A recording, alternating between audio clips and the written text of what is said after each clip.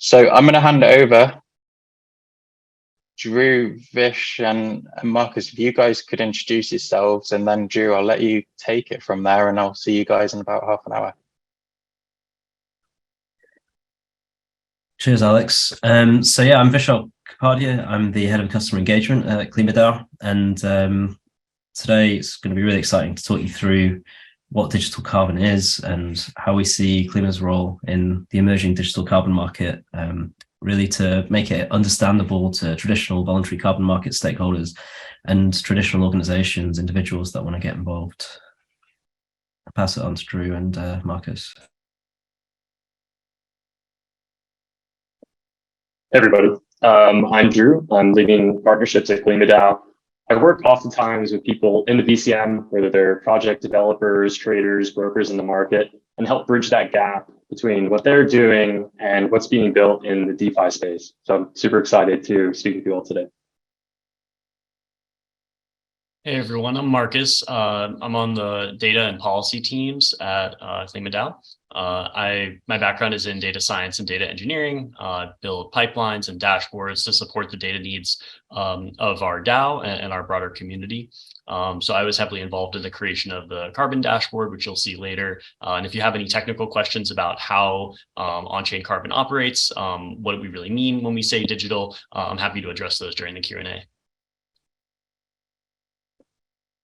Fantastic. So let's dive into it then. The first section, blockchain basics. So we'll begin by providing an overview of blockchain technology more generally.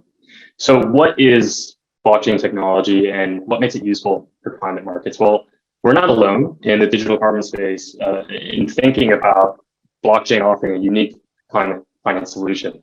It's really important to note that major institutions like the World Bank have recognized that the carbon market is an applicable use case of blockchain technology, primarily due to its strengths in tracing assets and providing transparency.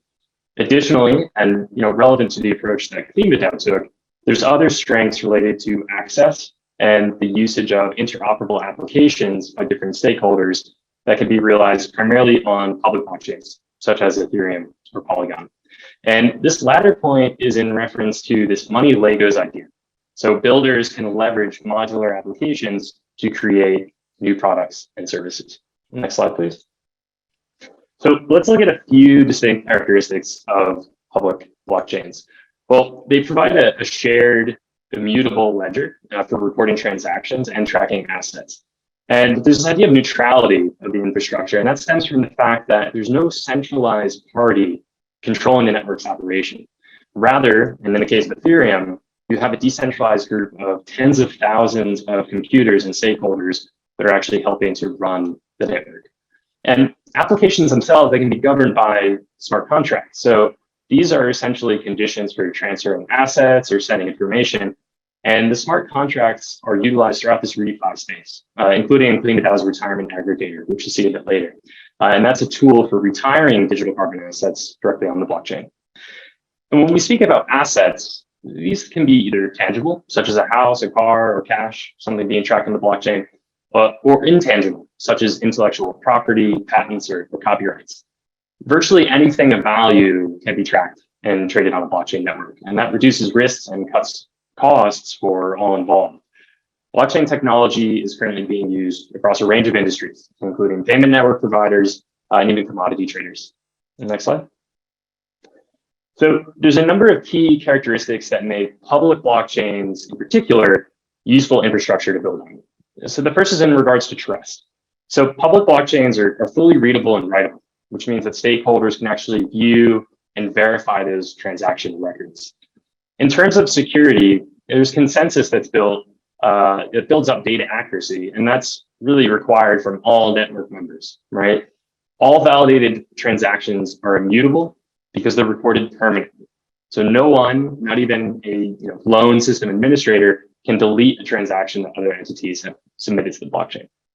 In terms of efficiency, with a distributed ledger that's shared among members of a network, time-wasting record reconciliations are essentially eliminated. And to speed transactions, those smart contracts, which are essentially a system of rules, can be stored on the blockchain and executed automatically. In contrast, private blockchains are far less decentralized, They're often intransparent, and generally they're gatekept by centralized actors, which limits the innovation potential from the participation of a diverse stakeholder group. Next slide. So why did KlimaDAO choose a public blockchain? Well, in addition to the benefits of having clear predictability, robustness, and neutrality, we believe that the permissionless nature of a public blockchain and much of the decentralized finance tooling that we leverage is really critical to drive innovation in the climate finance space. So the infrastructure and community of the Polygon network, where we're building in particular, has really been a wellspring from which many new enterprises leveraging digital carbon have emerged. Next slide. And so the open ecosystem that we're embedded in is continually evolving as the diversity of carbon offsets available on chain increases. And so one thing we'd like to highlight is that through our open governance process, our community actually voted in favor of supporting the initial liquidity for the energy and efficiency and impact pool through the improved custodians for Rohingya refugees in Bangladesh project, which is certified by Gold Standard and being developed by Star CB. This was the first DAO-wide token vote to actually allocate funding towards a project financing initiative. And we believe that this public process raises the scrutiny, the scale, and the profile of project financing activities. This improved Cookstove's project serves as a blueprint now for future decentralized carbon project initiatives. So next slide to then recap. Digital carbon and its underlying blockchain infrastructure is really seen as a recognized solution by many to address many of the carbon market challenges that we face, including by institutions such as the World Bank. Digital carbon also enables unique retirement functionality via smart contracts, including automated retirements based on certain defined conditions. And finally, public blockchains provide an innovative landscape for diverse stakeholder groups to interact and then to build together. And I'll now pass that to my colleague Vishal to dive deeper into the DCM. Thanks a lot, Drew. So that's covered the basics of blockchain and its applications more broadly. And I'm going to drill in a bit to the digital carbon market. So how digital carbon can facilitate the goals of the voluntary carbon market. So regenerative finance, or ReFi, leverages this idea of decentralized finance to work towards regenerative, planetary friendly models of finance and innovation. And one of the principal innovations within regenerative finance is the ability to bridge carbon credits on chain, and the applications that this enables contribute to the evolution of a new digital carbon market. So the evolution of this market is critical given the climate emergency and the expansion needs of the voluntary carbon market. And there are many benefits and applications of digital carbon, including its potential to be more transparent, accessible, interoperable, and traceable, which I'm going to talk you through today. So there have been a raft of developments in the ReFi landscape since KlimaDAO launched in 2021. And there are three key levels to the ReFi landscape, with too many projects to call out individually in each layer. However, underpinning the ReFi landscape is the infrastructure layer, which consists of layer 1 and layer 2 blockchains, which allow assets to be brought on chain, including carbon credits. So carbon credits can be bridged onto the blockchain to form digital carbon. And this is principally achieved through bridges, which work with registry approved credits, although increasingly there's a push for carbon to come on chain more directly through some Web3 native registries like Regen Network. This forms the asset layer of the ReFi landscape alongside carbon NFTs. So last but not least is the application layer of the ReFi landscape, perhaps where some of the most exciting innovations are being developed and also where a lot of KlimaDAO's USPs are kind of centered. Here, projects aim to connect digital carbon and other real-world assets to use cases through applications. And this ranges from project financing, for example, Solid World DAO provide forward financing of carbon projects, to providing infrastructure for smart contract integrations, which allow for fractionalized and repeatable carbon retirements. We'll dive a little deeper into KlimaDAO's approach to these applications in the following slides. So here you can see the Klima carbon market ecosystem, and as we see it, the digital carbon market ecosystem. So on the left-hand side, there's quite a lot going on here, so I'll just talk you through. On the left-hand side, you can see the origination of carbon projects and issuance of credits. Carbon bridges allow these credits to come onto the blockchain, where KlimaDAO provides highly liquid pools to facilitate an open and transparent market for carbon credits. These credits can be retired on-chain via KlimaDAO's retirement aggregator, which allow for transparent and clear information on what's being retired, including the project type, the pool composition, and other demographic information. Alternatively, KlimaDAO carbon credit liquidity can be purposed towards integrations to drive smart contract-based, continuous and automatic retirements. Finally, all of this activity is captured and monitored with transparent access through KlimaDAO, which allows for clear and dynamic understanding of which pools are being used for which applications. So I'm going to talk you through some of the key benefits of digital carbon listed here, and I'm going to go through them one by one. So what are the benefits of digital carbon? One of the key innovations is the possibility to fractionalize and automate retirements. These aspects go well together as fractionalization allows for a whole host of possibilities for automation. So very simply, fractionalized retirements allow micro retirements to take place for units less than 1 metric ton of carbon dioxide, where traditionally 1 credit equals 1 ton of carbon dioxide. So this, combined with automation and smart contracts, provide unique possibilities for automating carbon neutral claims for business processes. Carbon accounting triggers can automatically source and retire carbon credits, matching specific characteristics such as vintage year or technology type. Also, for micro retirements representing less than 1 ton. Another key benefit of digital carbon is in liquidity provisioning. So Web3 in the digital carbon market enables funding of innovative carbon projects, which otherwise might not come online. An example of this is KlimaDAO bringing online high-quality energy efficiency and social impact credits for use as digital carbon through a cook stoves project with Star CB, referenced earlier in the presentation by Drew. So KlimaDAO's USP is its ability to provide deep liquidity around a host of types of digital carbon credits and pools for wider application, both technical in terms of serving applications that can be developed and in terms of reducing friction around financing of projects. So finally, digital carbon is accessible, transparent, and traceable. Fundamentally, digital carbon is directly accessible, allowing for near instantaneous transactions, allowing for speedy redemption of a project or direct retirements of credits with readily accessible pricing information. In addition to being open and quick, KlimaDAO's carbon pools can be explored on a number of demographics, from project type to geography and vintage. Retirements can be made public down to the level of the project underpinning the action. And I'm going to take you through that in a minute to show you the KlimaDAO carbon dashboard, which provides near real-time information on the status of various digital carbon pools and their prices. So in summary of what we covered, digital carbon brings a whole host of benefits in establishing a new digital carbon market, building on the innovations of the voluntary carbon market and responding to some of its key challenges. So now we've covered the DCM, the digital carbon market. Next slide, please. I'd like to dive into the data layer of KlimaDAO, which is accessible at carbon.klimadao.finance. That's the big link you can see at the bottom of the screen. And if you're doing a 2-screen setup, perhaps you'd like to check that out as I'm going through it. So hosting carbon market activity on a blockchain like Polygon affords an unprecedented opportunity for transparent insights into market dynamics.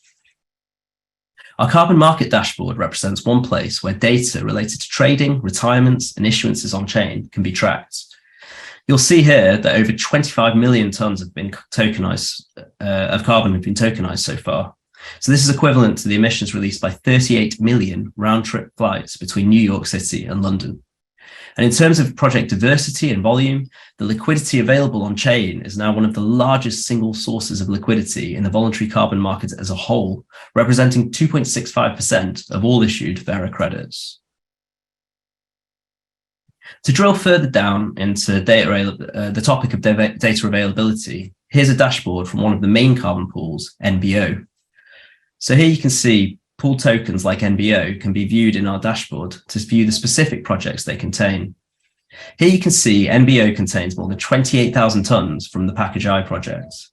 Each of the individual projects within this pool can be traced back to the originating registry, in this case, Vera. And like here, you can also see like a few more of the graphics and some of the market activity data. So carbon market activity occurring on the Polygon blockchain is queryable in real time. This allows us to gain insights into the vintages, project types, methodologies, their associated pricing, or even certification standards that are trading, without relying on historical, retrospective data that often was acquired in a voluntary and survey-based way. Real-time market insights are now possible. For example, in the bottom visual here, you can see the geographic origin of credits in a particular pool. And you can view our dashboard, which details information about the more than 25 million tons of digital carbon on KlimaDAO, which has facilitated $5 billion in market volume at carbon.klimadao.finance. Here you can browse pools, projects, and a whole host of demographic data with unprecedented transparency and detail. With that, I'd like to pass back over to Drew to show you some of the applications of this in practice. Thanks, Vishal. So Vishal provided an overview of a number of advantages that digital carbon provides. So let's look at two of these in practice. The first is Web3's interoperability, providing the foundation from which we've built something called the Green Fee Tech Stack. So essentially, smart contracts can automate offsetting digital carbon assets depending on certain criteria. So an example is choosing to offset nature-based projects or renewables of a specific vintage or geography. The first iteration of this concept was completed with a decentralized exchange called SushiSwap, where users can opt in to offset all the emissions associated with their trades. But of course, this concept can be applied to other fintech applications that exist in Web3 and Web2 as well. Let's take a look at one of those here. So moving beyond Web3, this technology has been deployed by our partners, Confluence Analytics. They've developed a really unique product called the Climate Optimized Direct Index. So their tool automatically computes the scopes 1 and 2 emissions associated with these investment portfolios. When you combine that with the information that we have with digital carbon, including pricing and volume availability, you can actually programmatically offset these emissions associated with those investments in near real time using the yield generator. And so they're offering this service to investment fund managers, as well as investment platforms like Robinhood, where you can then have something called a green portfolio. Again, this is all enabled by digital carbon. Next slide, please. So in addition to the integrations we can serve through KlimaDAO, many organizations have retired carbon offsets and leveraged the vast liquidity for carbon that now exists on Polygon. We've had the pleasure of working with financial institutions, airlines, and technology partners such as Polygon themselves, who is now a completely carbon neutral blockchain after having retired over 100,000 digital carbon offsets. The major value add for many is the transparency in seeing what's available and being able to finalize sourcing and retirement in less than a minute, or completely automating the entire process for a unique product or service that they're building a top-notch tool in. So next slide, please. We'd like to show you a quick demonstration video from our colleague Denise showcasing our retirement aggregator product, which allows you to source offsets from the over 25 million tons of liquidity that exists on Polygon. Let's get you started on retiring carbon on chain. The first step is to connect to our retirement aggregator by clicking the Login/Connect button on the right side. To do this, you'll need either a Web3 wallet, some form of social login, or an email which will enable you to create an account. Our retirement aggregator tool provides individuals and organizations with an intuitive way to discover on-chain carbon projects and to retire their carbon. For example, let's look for a renewable project in India. After selecting Find Project, we can now scroll through a number of digital carbon projects. A project ID can be found next to each blockchain bridge project. Let's click on VCS 493, a small-scale, run-by-the-river hydroelectric project in India. After selecting and confirming the VCS 493 project, it's time to proceed with the offset retirement. We can now update each field: 1 ton of carbon, test under beneficiaries, and test for KlimaDAO's fundamentals of Digital Carbon webinar as my message. Now, all that's left is to hit the retire button. After the retirement is completed, you can view the retirement on the upper right-hand side of the application screen. All your retirements can be viewed on their dedicated retirements page. Viewing a specific retirement enables you to download an automatically generated certificate as proof. Click on Download PDF. KlimaDAO's retirement certificates operate as proof that digital carbon tons have been offset, with no room for double counting. And that's it! You've retired some fully transparent and traceable on-chain carbon automatically. KlimaDAO, DeFi that defies climate change. So thanks very much for the presentation, guys. And we're also pretty much on schedule. In fact, a bit ahead of schedule, so good work. So if I may summarize what we've kind of gone through today before we close out the kind of structured part of the session. The team have introduced you some of the foundational pieces about KlimaDAO and the digital carbon market. In particular, they've explained why we think that public blockchains and open systems can really help move the dial on the voluntary carbon market in terms of transparency, its overall efficiency, and participation, with, I suppose, the ultimate goal of scaling climate action via the existing voluntary carbon market. I think that public blockchain piece is really important to what we do at KlimaDAO. It's all centered around, in our case, the Polygon blockchain, but that readable, writable, those readable, writable characteristics of the blockchain are very important to us. We've also discussed kind of what KlimaDAO is building. Is, essentially this base layer technology that can be leveraged by anyone who has a stake in the market, whether that's a carbon project developer, traders and brokers, and consumers. We're building the system that can be modularized. People can plug into it, people can leverage it. And we've tried to demonstrate how it's already being used by some organizations within the market. So Sushi have already plugged into it for their automated offsetting, Confluence Analytics as well. So I hope we've given you a fair kind of intro to the DCM, from the conceptual to the practical, from the fundamentals of the underlying technology to what's kind of happening at the application layer.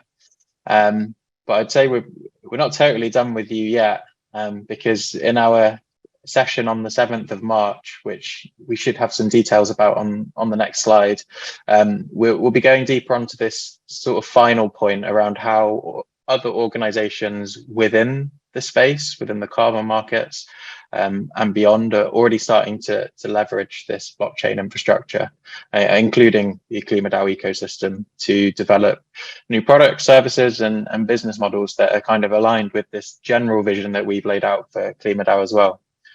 So again, we'll have a number of guest presenters there to show you how they are thinking about this, and what they are building. So it won't necessarily be all about KlimaDAO in that session. So we'll be sending some invites out for that shortly, using these email addresses. So look out for that, and we really hope to have you there. And then if you can't wait for the next session, on the next slide, we should have our email addresses in again. So if you're already sort of thinking about how you could work with us, how you could work with the technology that we're being built, again, please do reach out to these emails. We'll include these emails in the follow-up email as well. But we've already had a couple of questions in the chat about how to get in touch, how to learn more about specific areas of what we're building. So yeah, we're here to essentially be a resource for anyone who wants to learn more. But for the time being, in terms of today's session, that's about it. We will be sharing these slides, as well as the recording of this, if you missed any of it or would like to learn a bit more about any of it. So keep your eyes peeled for that. And otherwise, we'll move on to the questions section. We've got about 20 minutes. Again, I'll be moderating just because we've got relatively high number of attendees here. just to reiterate, Thursdays on Twitter Spaces, you can come and directly speak to the team without me moderating your questions. So I hope to see you there. You can follow us on Twitter and you get notifications for that. Just twitter.com/KlimaDAO finance. So with that though, perhaps we dive in. Drew and Vish and Marcus, if you want to come back on camera. I did make a few notes for questions that came in during the session, so I'm gonna start with a couple of those, and then we'll keep them coming, guys. Remember that Q&A box is how to lodge those questions. We've got quite a few open already, so let's get started.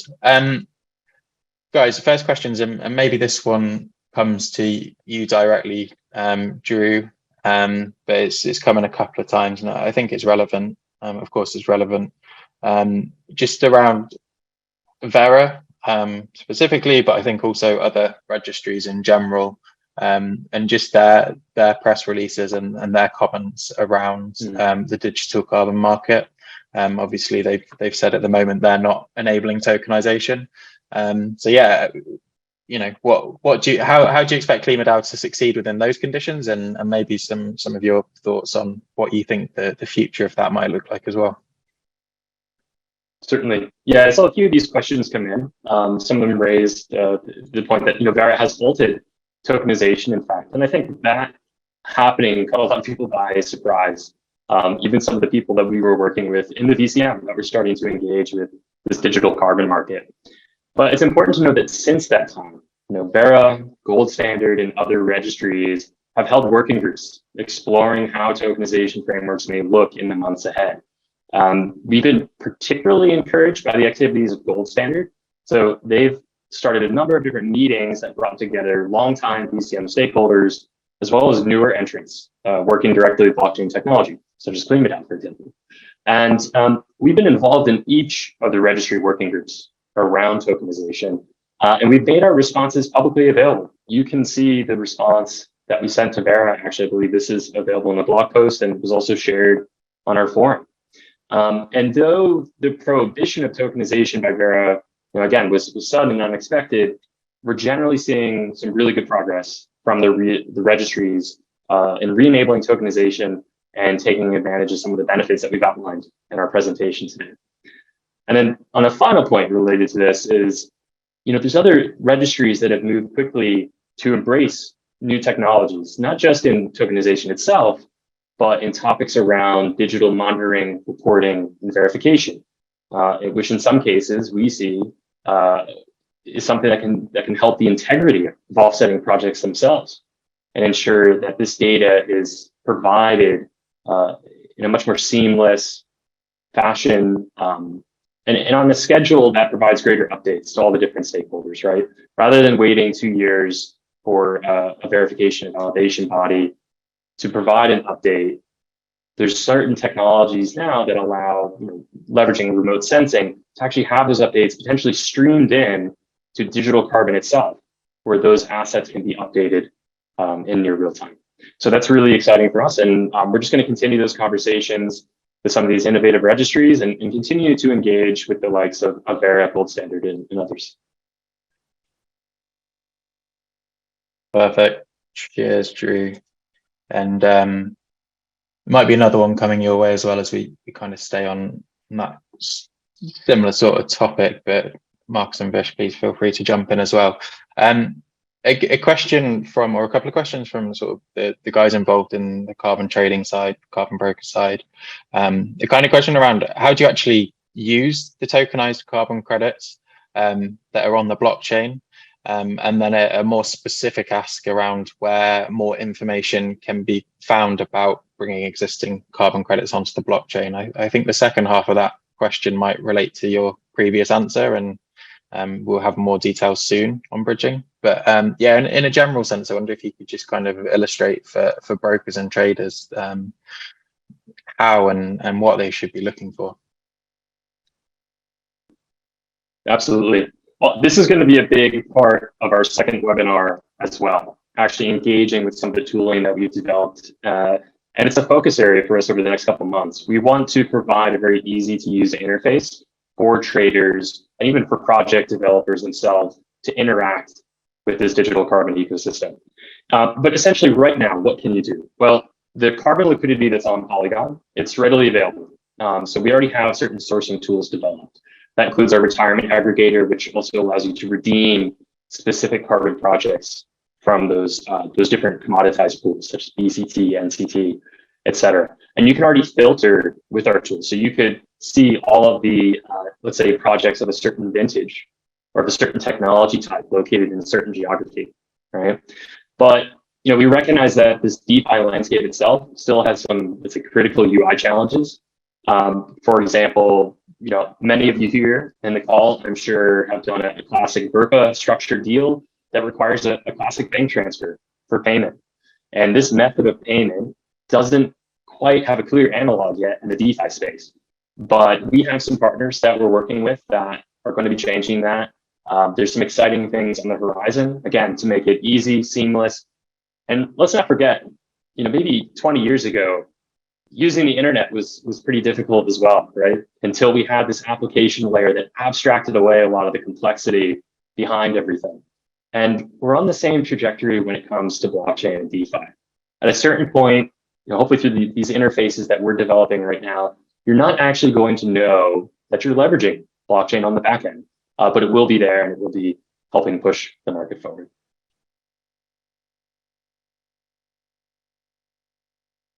Cool. And then the next question is sort of along the same theme. I don't want to throw them all at you, Drew, but is it Marcus and Vish? I'm sure you're well positioned to answer this. It's quite a broad question. I'm trying to kind of capture a number of questions we've received in here all at once. But essentially, what's the relevance of all of this for a project developer? We've had some questions around getting in touch with us, and again, please do get in touch with us if you're a project developer and would like to learn more. But more specifically, one of the questions which might help paint that picture says, can carbon projects be pre-funded through KlimaDAO? So yeah, if you guys could break down the kind of role of KlimaDAO in terms of how it can interact right on the supply side of the market, I think that'd be really interesting for the audience. I can speak quickly on the project financing initiative that we have, but I'm happy, again, for Vishal or Marcus, if you'd like to jump in on that. So essentially, one of the things that we're trying to do is diversify the types of carbon assets that are available through the infrastructure that we've developed. And so part of that is bootstrapping new liquidity pools that may represent, let's say, a new type of commodified carbon token with certain characteristics. That's essentially what we were doing working with Star CB. So that this Cookstoves project fits into this new energy efficiency and impact pool that's being developed. And so to build up the initial liquidity for that so that there can be trading taking place, we're essentially providing that financing to get that started. We have a fund where we're looking at similar opportunities. There's a number of different considerations we have, of course, one of which is the certification standard for those offsets, because of course, we want to ensure that once these offsets are issued in the future, if this is indeed a project financing deal, that they can be brought on chain, right? And actually bridged into the blockchain and utilized by what we're building here. In the future, this whole process, we hope, is much more seamless, where project developers will have the information to see where do their credits actually fit in on chain, so that they can then either sell them directly into a liquidity pool, or potentially sell them through other mechanisms that we're developing. I don't know if Vishal or Marcus, you'd like to add anything, or Alex. Yeah, I think generally the idea we're going for is that the underlying asset class, right, carbon credits, are inherently heterogeneous, right? No two projects are exactly the same, but there is some structure to the market, right? There's certain methodologies that are comparable to each other. So if you're installing, solar in one place and you're installing wind power in another, those two methodologies are comparable. Those two projects are comparable. Whereas if you're planting trees in one place and, dealing with waste decomposition in another, those two projects are less comparable. So the idea we're going for here is to build a sort of stratified market structure where you have a clear class for each set or type of project that is priced accordingly. And then those credits trade relative to each other. And KlimaDAO is aiming to be the liquidity provider for that stratified market, where the Klima token itself sort of sits in the middle between those different classes of credits. And each credit class is priced relative to Klima, and then Klima is priced relative to dollars. And this has a couple nice effects. One is that you strike a balance between the inherent heterogeneity of the carbon credits themselves and the fact that consumers want a price, right? They want to know what they need to pay for a given type of credit, not sort of be quoted, two wildly different figures by two different brokers, and they have no idea, what markup is being charged or how much the broker originally paid for those credits. So we see there's a clear opportunity here to introduce some structure into the market, and thereby have greater liquidity and price discovery.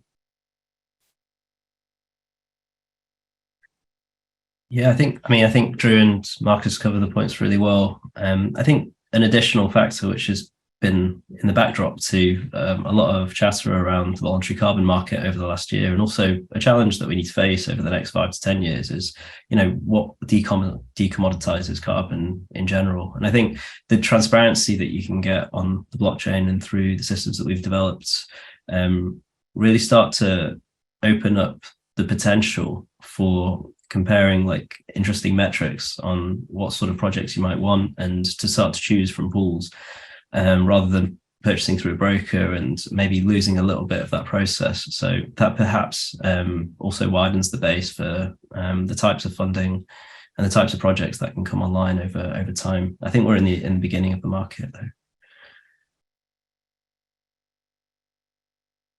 Cool, thank you guys. Marcus, maybe I throw something a little bit more technical towards you. I know you've already kind of answered a little bit of this in the chat as well, but so someone's asked, how is KlimaDAO preventing bad actors from interacting with the ecosystem? What sort of insights are you using on-chain versus off-chain? And as well, I see you've kind of had a bit of a conversation talking around kind of network rules as well. I wonder if you could just kind of go into a little bit more of that technical level and talk about the kind of resilience of the blockchain, perhaps. Yeah, and it might be worth starting by comparing with the way traditional registry systems operate, right? So when you issue a retirement in the Vera registry, for example, you're going to be typing in information about why that retirement was issued, who the beneficiary of that retirement is. And everyone else is basically trusting that the information you put into that record is accurate, and also trusting Vera that they haven't done any kind of manipulation or anything to change that data, because Vera's database is centrally controlled. They have administrators that can go in, if they were so inclined, and make arbitrary changes. And so if you contrast that with the public blockchain, when you issue a transaction, say to do a retirement, on Polygon using a carbon credit that was bridged onto that blockchain, an immutable record will be created. And when I say immutable, what I really mean is there's a unique number that references that transaction, and that transaction will never change away from that number. That number will always reference that specific transaction. And so there's an element of traceability you get with a public blockchain where each transaction is uniquely identified and tied to all the other transactions that blockchain has published. And so you have a level of confidence that this data has not been manipulated, and also that you're being referred to a unique element, a unique transaction. I think this is really well demonstrated by retirements, where in the traditional world, it's possible, for instance, to give a blank retirement where you retire a carbon credit in Vera and you don't actually fill in any data for the beneficiary field. And in that case, it's very hard to tell who actually benefited from that retirement. And a sort of unscrupulous broker or trader might go and tell multiple people, hey, I retired this credit for you. I also, I retired the same carbon credit for you. And then as long as those two people never talk to each other, they might never find out that this unscrupulous broker swindled them by issuing a blank retirement and then giving two people the certificate. That's not possible on blockchain because the transaction itself is immutable, and that is the reference that you have. And so if the broker gives you, a given transaction, and you notice that, someone else is claiming that same exact transaction hash on their, public sustainability pledge, it's very obvious that there was double counting. And in fact, the sort of one of the trade-offs that we have is that the blockchain is pseudonymous, meaning you don't necessarily know who submitted the transaction, but you do know the wallet, the address that issued that transaction, and where the funds came from. You can see the provenance of where those funds came from. And so where a blank transaction, a blank retirement rather, is a way of hiding in the traditional registries, a blank retirement is is still traceable basically on the blockchain in a way that it's not in traditional systems. Yeah, I don't know if I addressed the original thrust of the question, but that's one example of how blockchains offer an additional level of traceability and trust. No, absolutely. I think you more than covered it. Went deeper than I would have expected, but great. Okay, from the kind of technical to maybe the commercial, perhaps.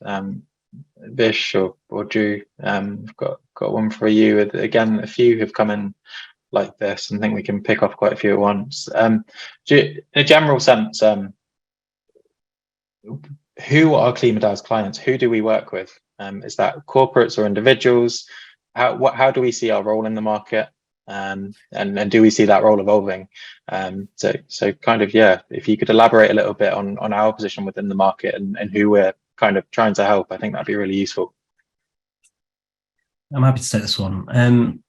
So I think KlimaDAO is building up an ecosystem, and it is building on top of the layer of the voluntary carbon market. And I think what we're looking to do with KlimaDAO is to open up access to voluntary carbon retirements through our tooling to traditional actors that would already be using traditional carbon markets, but then also opening it up to new participants through kind of lowering the barriers to entry.